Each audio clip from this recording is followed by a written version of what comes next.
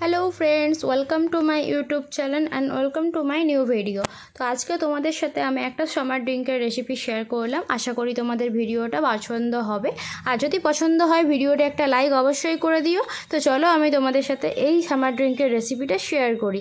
সকলেই বাড়িতে বানাতে পারবে, খুবই সহজ, আর এমন কিছু লাগে না। বাড়িতে কয়েকটা জিনিস থাকলেই এই রেসিপিটা তোমরা সহজেই বানিয়ে নিতে পারবে। প্রথমেই আমি এটা বানানোর জন্য নিয়েছি ছোলা ছাতু। এখানে আমার কাছে যাচ্ছে 4 চামচের মতন, বড় চামচের 4 চামচ নিয়েছি। পরিমাণ অনুযায়ী নিয়ে নেবে। আমি এখানে 2 গ্লাস বানাবো তাই নিয়েছি 2 গ্লাসের পরিমাপে যতটা লাগবে। এবার একটা আমি বাউলে জল দিয়ে দিচ্ছি, আর জলটা দিচ্ছি আমি ঠান্ডা। তো এই ঠান্ডা জলেই আমি দিয়ে দেব ছোলার ছাতু, আর দেব নুন। তোমরা ব্ল্যাক সল্টও দিতে পারো, নর্মাল সল্টও দিতে পারো, কোনো অসুবিধা নেই। আমি এখানে 2 রকম দিচ্ছি, আর 2 রকম দিচ্ছি বলেই আমি এখানে হাফ টিস্পুনের থেকে একটু কম সেই পরিমাপে দিচ্ছি। আর দিচ্ছি হাফ চা চামচের মতন জিরে গুঁড়ো, আর দিচ্ছি একটু গোলমরিচের গুঁড়ো, 1 চামচের মতন চিনি। তো এই সব জিনিসগুলোকে দিয়ে একটু ভালোভাবে মিশিয়ে নেব। আর তোমরা যদি চাও এখানে জবের ছাতুও মিক্স করতে পারো, জবের ছাতুও তোমরা বাজারেই পেয়ে যাবে। তো দুটো ছাতু মিশিয়েও করতে পারো, কিন্তু আমি এখানে শুধু ছোলার ছাতুর করব। আমি এখানে কোনো জব ব্যবহার করছি না। তোমরা চাইলে অবশ্যই করতে পারো, কিন্তু সেটার টেস্ট আলাদাই হবে।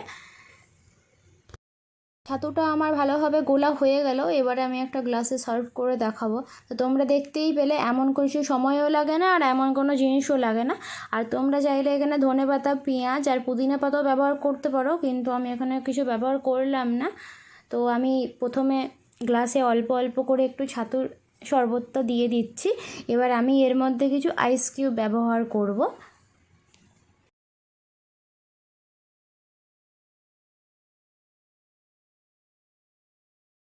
আইস কিউবগুলো দিয়ে দিচ্ছি একে একে।